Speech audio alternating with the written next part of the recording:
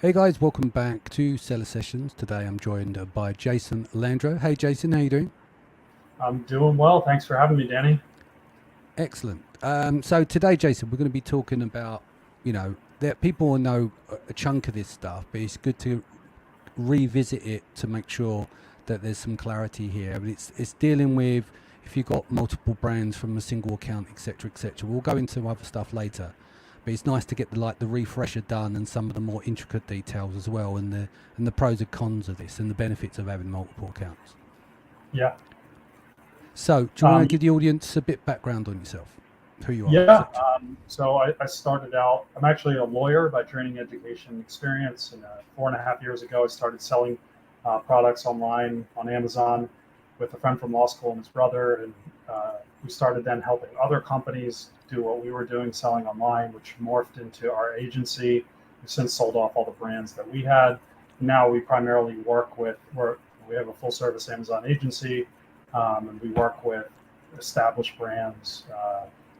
That are doing tens of millions of dollars a year in sales, online as well as offline, so brick Yeah, and mortar retailer, wholesale as well. So we found a nice little niche there. So we work with a lot of companies that have multiple brands that acquire other companies and have to deal with bringing them in. So we're very familiar with this area and all the risks and costs and calculations that you need to make when deciding how to really organize your portfolio of brands when it comes to yeah, selling on Amazon. indeed. Cool. Let's get into it then. So let's look at some of these considerations. In terms of why it's good to have a separate accounts and the upsides and stuff of breaking all this out. Yeah, I mean, I think at the outset, you have to really think about what are your business objectives, right? If you're not looking to sell, then at any point in the next 5, 10 years, then that typically leans towards centralizing everything. But then on the other side, if you are looking to sell or you want the flexibility to sell, that always weights heavily in favor of keeping things as segregated as possible. Um, some of the, you know, there are there are natural benefits to segregating everything, like all the reporting in the account is for one brand, right? So it makes it easier to run all your reports and analyze costs and performance, as opposed to having to pull everything apart. um, you don't have to be as granular with your campaign naming potentially, you should be. So, and then all the transactions and accounting that Amazon does, which it doesn't provide in a neat, clean manner, right? To pull that apart for multiple brands is a nightmare. Even if you're not doing it for your accountant, it's very, very complex. And the more brands that you have, and the more volume you're doing, it just gets more and more complex. I think Amazon will address that issue someday, but I think it's far away and not on their priority list. There's probably Um, no radar. To them, there's more important things to do. They're looking at serving the customer, not the seller, right? Yeah, and I mean, if think about them as a business, they want to make money and they don't want you to fully understand your costs. Probably, here's the info. You have to organize it. So, Yeah. um, yeah. So So if we were to sorry. summarize that area down, in terms, it makes it easier to sell brands when you have one account. But Right. then let's talk about the accounting side of it as well, how it makes it easier. Yeah. So if you've ever gone through the transaction history, I mean, just looking at that gives you a headache, right? Yeah. But then when you have to start parsing it out by brand, sometimes it almost becomes impossible, um, Mm. depending on what you're doing and how that's attributed. Or like if you're running lightning deals, you have to then go in and marry up those Yeah. reports with the transaction history.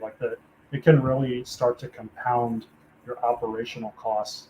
To if you're keeping good books, right? So you're doing multiple seven figures a year. You're thinking about selling down the road. Everybody who's been there and done that knows you need to have your books in order, else no one will take you seriously and won't make you a good offer.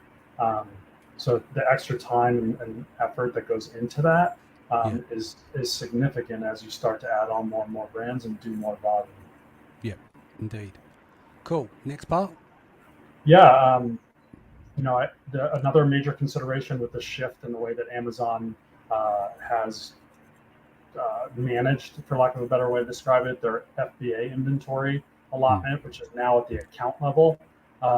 You sometimes have to make tough decisions. Do I sacrifice inventory for one brand for the benefit of another brand? Right. And when Amazon gets tight on space, when they fill up right before Prime Day, when they fill up right before Black Friday, Cyber Monday, and they cut everyone's inventory allotment by half so they can't send anything in or can barely send anything in, you then have to make tough decisions. And because if everything's centralized, do I go get behind brand A? Do I get behind brand B? What do I have to sacrifice? If you're on different accounts, it makes it a little easier to ensure that you're stocking your best sellers and that you can do your inventory planning accordingly. Or if something takes off, you can still, or multiple things take off, you can still support them, even if that inventory limit doesn't jump up right away. And that's a huge concern that shouldn't be underrated. And experienced sellers know that, the effects of not being able to keep in stock on your best sellers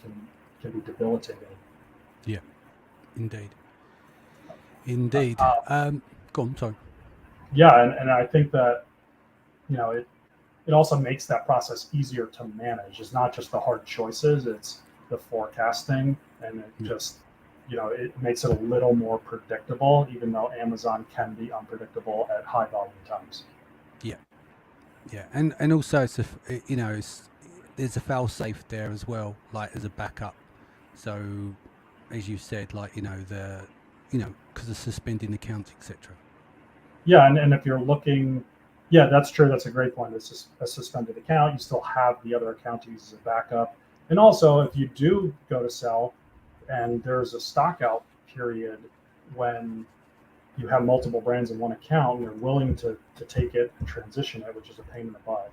Like if you're trying to move one brand off an account that has multiple brands, it's harder to say to them, well, we went out of stock and didn't.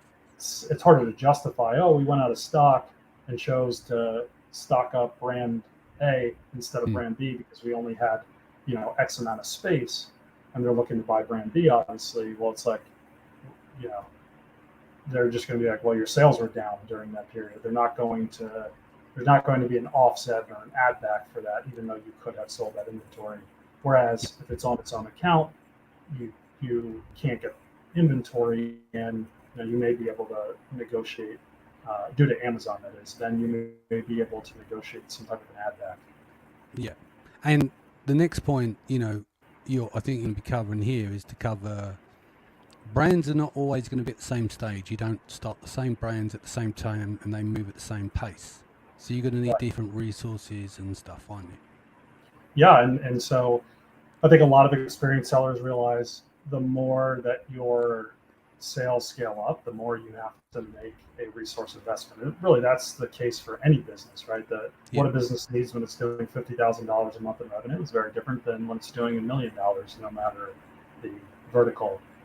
And so, in this realm, if you acquire a small brand that you're confident you can really scale it up because you have the operational expertise and resources, well, it doesn't mean you want to use a more expensive PPC software, for instance, that, for you to plug in this new brand would be overkill, and you would have to pay a premium on it, or, you might not want to just add in all those extra fees. You might want to kind of keep it lean. So putting it on another account can really help with that. At the same time, that argument can cut the other way, depending on, your resources or the deals that you're able to negotiate with third-party providers. But it's something that you should consider. What are the costs of servicing this new brand that I'm bringing in? And how does putting it on one account versus having it on its own separate account affect that today and as it scales? Yeah, if something's on tiered pricing, you've got a brand that's doing 10 million a year and you've got one that's just started and you're doing 10K a month, you may not need that software in that brand, in that bracket. So you're still going to get the impact of that deal depending on how it's isolated and broke down and the relationship with the developers or how the software works, right? Exactly. Yeah. Yeah, so it can cut both ways, but it's just something you should be mindful of when you come to the table. It's like, okay, I'm getting it. It's doing 10,000 a month. Here's my roadmap. I think we can be at 100K in 12 to 18 months. So yeah, maybe we don't need this today, but we would in 9 months, we're willing to incur that cost, or maybe Yeah. say, hey, this is 2 years, we don't want to incur these extra costs right now. Indeed. And end user access. Yeah, role-based access control has improved on Amazon over time. I still don't think it's great. I would say it's average to good. But if you acquire a new brand, that might, depending on how large the brand is, that might mean you have totally separate employees that you don't want to access your original brands, your legacy brands, for lack of a better way to describe them. So, by having new brands or each brand in a separate account, you're able to have more granular control over, who is accessing each brand. It's kind of like a need to access basis. At the same time, if everybody in your company is working on all the brands, that would obviously cut in favor of having it on one account. However, it's so easy to toggle between accounts. I think it really makes more sense if you have multiple employees working on different brand, one brand but not the other, then that's in favor of segregating them. Yeah, indeed. And also, related accounts, identification, etc., in terms of bank account and stuff. Should we get into that? Yeah, so for those of you who have been around for a long time, you remember that opening more than one Amazon account used to be like a real chore. You'd have to email one email and get permission and have a business use that you would have to justify for Amazon, and you needed that email back from them giving you approval. And even then, that didn't always stop you from getting suspended for related accounts. And then I would say, roughly 18 months ago, they changed that policy, maybe 2 years now. It almost seemed to coincide with the aggregator rise. So maybe they got lobbied, I don't know. But really what it comes down to is you have to keep everything has to be different bank account, different corporation, different registered address, different email. Amazon wants to see that on paper, these are different businesses. And that really shouldn't be an issue for anyone if you're acquiring brands or adding in another brand. In the United States, at least, it's very, very easy to set up a new corporation. Yeah. Indeed. And final point? Yeah. I think that,